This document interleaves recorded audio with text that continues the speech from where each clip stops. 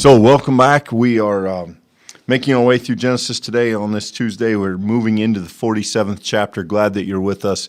Kind of breeze through this first part here. I feel like we will probably spend a significant amount of time on the back part of our text today, but let me read through the front part and then we'll pause for some discussion. So Joseph went and told Pharaoh, "My father and brothers with their flocks and herds and all they possess have come from the land of Canaan. They are now in the land of Goshen." From among his brothers he took 5 men and presented them to Pharaoh. Pharaoh said to his brothers, "What is your occupation?" They said to the Pharaoh, "Your servants are shepherds as our ancestors were." They said to Pharaoh, "We've come to reside as aliens in the land, for there's no pause for your servants' flocks. There's no pasture for your servants' flocks because the famine is severe in the land of Canaan. Now, we ask you to let your servants settle in the land of Goshen." And the Pharaoh said to Joseph, "Your father and brothers have come to you. The land of Egypt is before you. Settle your father and your brothers in the best part of the land. Let them live in the land of Goshen. And if you know that there are capable men among them, put them in charge of my livestock." So this is kind of some housekeeping. They've been in Goshen. Now we get the official approval of that from the Pharaoh, who I think the text treats very graciously, Michael. I mean, he hears them. He says, yeah, they essentially ask him, if it'd be okay with you. And he tells Joseph, look, you pick where you want them. Put them anywhere you want. You have your choice of Egypt. All the land of Egypt is before you. Settle your father and brothers in the best part. Again, an extremely high praise of Joseph, a very gracious act on behalf of the Pharaoh in honor of Joseph in the connection to his family. This is probably, this series of stories, I think, Michael, is the last time we will see the scripture have sort of a positive spin on a Pharaoh. Yeah, not that I can think of. Yeah. No, there's not a moment where we're going to see with such clear detail the good that could possibly come with a relationship with Egypt. And I think, Clint, that's part of why the text goes so far out of its way to point out the positives that the family's incurring in going to Egypt. You have Pharaoh who's giving them this choice land. We get this sense he's even giving them a task or a job in saying, if you have people who are capable, you can even be in charge of my livestock. There's a sense in which they are allowing the Israelite family, or in this case, Jacob's family, to arrive, and they're rolling out the red carpet for them. And so it makes sense here that this is a good place, that this is a sign of God's providence, a sign of God's faithfulness, that God is indeed being faithful to that promise that he made. And it makes sense for the fact why the family settles there. We're not surprised as readers to know that God has made a way, but it's a stopping point along their journey. It's essential. If you were with us for our study yesterday, we know that a little bit farther down the road, this is going to become complicated by some of the relationships with Egypt. But the point for now, Clint, that the text is making, God's been faithful, brought them to this place, and when they get there, their experience is blessed. That's the recurring theme now we've seen through Genesis over and over again. Even in the midst of adversity, God will bring you to a place of blessing, and that's what's happened here. And it's very subtle, and I don't know, you can make your own determination if you buy this or not, but there are some commentators, there are some people who think that it goes even further than that in regard to Pharaoh's sort of openness here. This last bit about, if you know men, if they are capable men among them, put them in charge of my livestock. At its simplest, that could simply be the Pharaoh saying, I need some good people. It is possible, though, at least there are some who suggest, that this is a very shrewd move on behalf of the Pharaoh, that as these foreigners, these aliens move in and settle a good part of the land, that if they have Pharaoh's animals, people are less likely to fuss about it. Nobody's going to complain about them if they get told, yeah, those are the people watching the Pharaoh's herds, rather than, well, Joseph brought his family in and they took some of the great property. And it is very possible, or at least it is conceivable, that Pharaoh here is, with really high level of shrewdness, paving the way and trying to make it easier for Joseph and his family. I don't know if that can be proven one way or another. Again, I throw it out there. You can make a decision about it. But it is possible that the Pharaoh is not only acting directly on their behalf, but in a subtle way acting indirectly on their behalf as well. You know, Clint, I think a thing that maybe is surprising to us and might even be frustrating to us, depending upon our proclivities, is how little the scriptures really care about the politics of these encounters. It doesn't really care about what Pharaoh thinks about the family as much as it cares about the proclamation of Pharaoh's blessing upon the family. So the idea of the politics of Pharaoh with his subjects, Pharaoh with trying to figure out the best way to do things. I mean, whether or not that's the case in this text, the Genesis is almost always uninterested in telling the story of the other nation or telling the story of the person who is in power, who either, take your pick, Abram or Joseph or Jacob, whoever the character is at the time.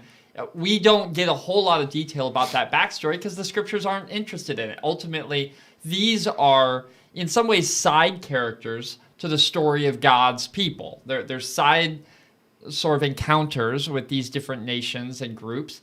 And all we need to know is the thing that sets the people of God forward in their story. And that's what's happening here. Pharaoh is saying these really nice things. You could have an argument. In fact, I think scholars have talked about, what would have Pharaoh actually said if you had stood in the room? Would have it been this laudatory? Would have it been, is there some positivity in the remembering of the story? That stuff doesn't really matter to the book of Genesis. What does matter is the clear point that God has blessed the people with this move in the midst of a international famine. Not only is the family going to now have access to bread, they're actually going to have access to the best land for their flocks. The people who could barely keep themselves alive now have access to an economy where they can grow. That's the kind of blessing upon blessing the text wants us to see. And, so I think that's what needs emphasized in this section. And I mentioned coming in, I think the next part, I think the concluding part of this passage is fascinating for a couple of reasons, and we'll talk about them. Let me read it for you, and then we'll dig in. Then Joseph brought in his father Jacob and presented him before the Pharaoh. And Jacob blessed Pharaoh. Pharaoh said to Jacob, "How many are the years of your life?" Jacob answered, "The years of my earthly sojourn are 130. Few and hard have been the years of my life. They do not compare with the years of life of my ancestors during their long sojourn." Then Jacob blessed Pharaoh and went out from the presence of Pharaoh. Joseph settled his father and brothers and granted them a holding in the land of Egypt, in the best part of the land, in the land of Ramses, that's Goshen, as Pharaoh had instructed.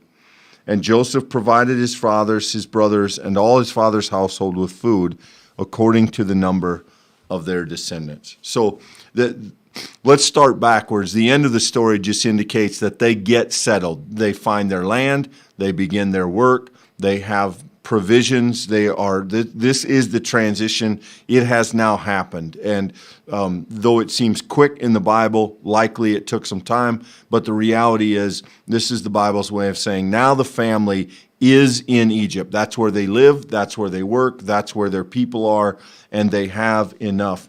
What I think is interesting about this part of the story is the interaction between Jacob and the Pharaoh. We won't see this kind of interaction again until Exodus, Moses, and it's a very different kind of interaction. Here we have two men largely, at least through biblical eyes, viewed as equals. And if they're not equals, Pharaoh is second, not first. And so it's very much a standing on the head of what we think we're looking at. And two times the text tells us that Jacob blessed Pharaoh.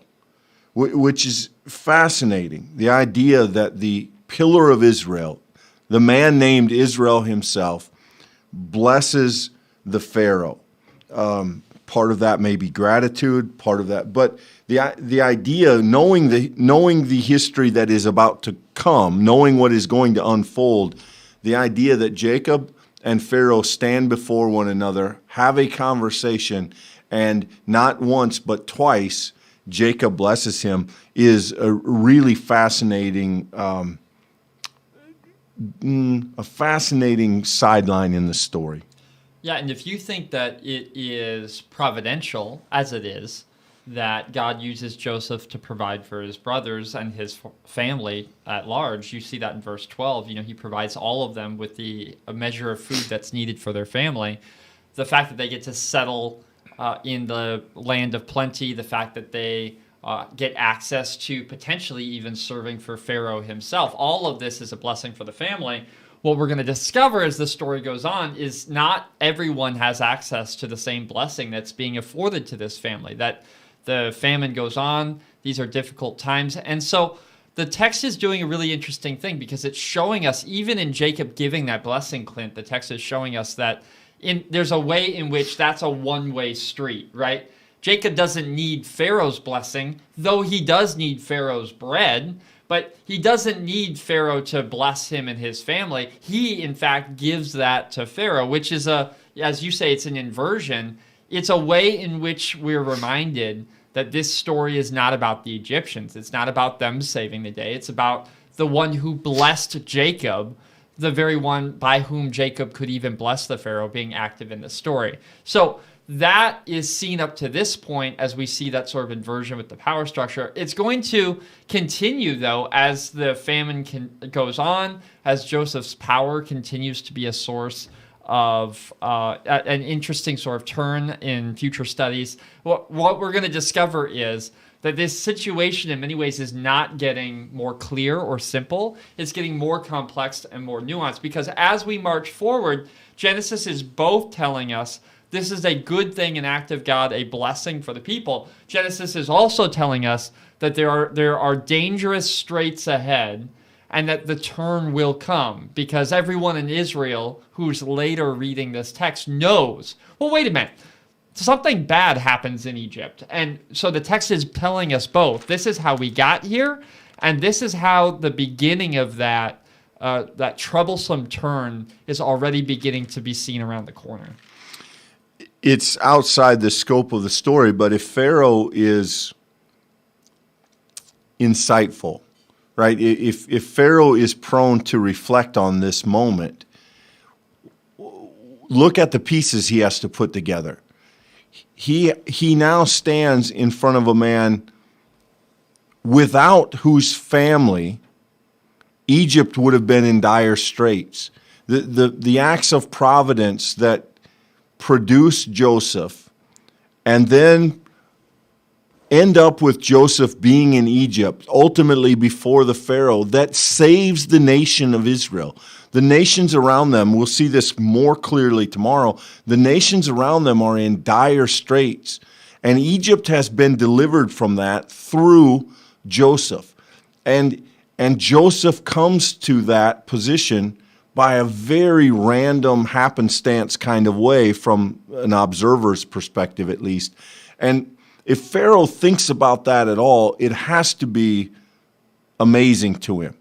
And so he knows, if he is reflective, if he's honest, he knows that Egypt's future has not been procured by his own wisdom, by his own power, but by this seemingly random course of events. And so Egypt and this family is connected in a way that I think we can underestimate, and hence probably Pharaoh's graciousness to the family and giving them their choice of Egypt, etc. And then the other thing I just wanted to touch on, I think this is a fascinating line.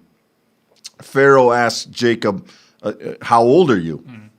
And Jacob says 130, and then he says this, few and hard have been the years of my life. Now, 130 does not seem few to us, but in the scope of, he says my fathers and grandfathers, they all outlived that. They lived longer.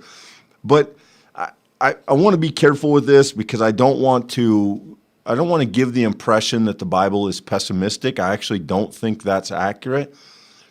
But the Bible, unlike our sort of modern assumption that life should be relatively easy and comfortable, the Bible assumes that life on planet Earth is difficult, that it is hard. You have to scratch your way forward. You need guidance. You need blessing. And I think this is a fascinating phrase. Few and hard have been the years of my life. Now, we know Jacob has done really well, and yet as an old man, very near his own demise, as he looks back, he seems to remember those difficult moments. And keep in mind that the last portion of his life has been colored by what he thought was the loss of his son, and what was really a loss, but not in the way that he ultimately thought. But I just think that's an interesting phrase, Michael. Few and hard have been the years of my life. Yeah, I was actually going to turn exactly there, and I would have mirrored most of that statement, Clint. I think the only thing I would add to this is I think it at least has me ask, is this a form of complaint? Is this Jacob being pessimistic? Or is this a kind of sign of humility? I've lived 130 years, but they've not all been easy years. Don't look at my life and the blessings that I have and think that it's been a simple journey. I think that you could read this a lot of different ways. One aspect I think it would be hard as a reader, whether or not Jacob intended this, I don't know, but as a reader of his story, trying to pay close attention to it, be hard to hear that without hearing some late in life affirmation about the difficulty of all of this family infighting, the mistrust, the cycle upon cycle, even the generational cycle of being dishonest, of reaching for power, reaching for wealth, reaching for the inheritance, all of these themes that we've seen. It's hard as a reader, I think, Clint, to at least not look at this and say, from that vantage alone, it has been hard. From the vantage of seeing son against son, from the vantage of, in some cases, sons making very, very poor choices with women. We saw that in the story of Job. So I think all of this, Judah, sorry, not Job. And I think that's exactly what we're seeing here. It is some kind of reflection upon the difficulty of that journey. And if it is so, then I think it's worth noting that God can be faithful even in the midst of our own poor choices. I mean, God can bring us to Egypt, which is a place of rescue, even if that place may later be a great thorn. On the way, it still has a purpose. And sometimes the choices that we've made we have the consequences that we bear today. And yet that doesn't mean that God's not at work. Doesn't mean that God's not faithful. It just means that when we're honest about it, life is full of lots of different things, and it is all those things at the same time. Yeah, I think in no way is Jacob saying here that he hasn't been blessed. I think, we may have a modern tendency to think few and hard is opposed to good. But I think my point is that the Scripture doesn't assume that. The Scripture almost takes for granted that difficulty is built into life, and that's not opposed to good. That's not. That doesn't make it not good. It just makes it both of those things, difficult and good. And, it's very likely that in this case, Jacob is talking to the Pharaoh who's younger than he is. I just think this is one of those interesting, there's not a lot of this in Genesis. This almost touches a book like Job or Ecclesiastes, what we call the wisdom literature. And that's a lot to read into probably 3 words in Hebrew. But it's just an interesting phrase. I think it's kind of one of those phrases ripe with meaning. I don't think I've ever preached this passage, but if I did, it would be very hard not to pause and try to dig into what that phrase might mean. Last note from me here today, verse 11. Joseph settled his father brothers, granted them a holding in the land of Egypt. Just note, at this moment, they have a hold of the land of Egypt. That's a substantial thing. They have a stake, they have a spot, they own something. That is a blessing, but it's worth noting that what they have now will not be theirs forever. And so as this story starts, it starts with a material gain. They've come to a place, they've been sojourners. He literally used that language. But now for a moment, they have a spot. That is going to change, unfortunately, for the sake of the family down the road. But it's worth noting that this is a moment along the way where they have been given not only a place, but a place in the best place of the best place. And so, it's worth noting. God's been faithful to them. He's carried them thus far. They are at a moment where things are good, but as Genesis tends to do, it complicates it very quickly with the difficulty, the scraping, the getting through life that you spoke of earlier, Clint. Yeah, we may have to talk about this, Michael. There's a sense in which maybe you only appreciate Genesis if you get into the first chapter or so of Exodus, and we may need to have a wrap-up on that. But what's fascinating is that Israel is now going to exist within Egypt, but it's never going to be part of Egypt. Right. And those seeds are planted here. The promise now resides in Egypt, but the promise does not belong to Egypt. And that's going to play itself out in some really interesting ways. Ooh, it's hard to not even reference Jesus in that statement that you just made, that the promise resides in. Anyways, okay, that's another story. Thanks for being with us, friends. Hope that this has been helpful. Look forward to seeing you tomorrow as we continue studying together.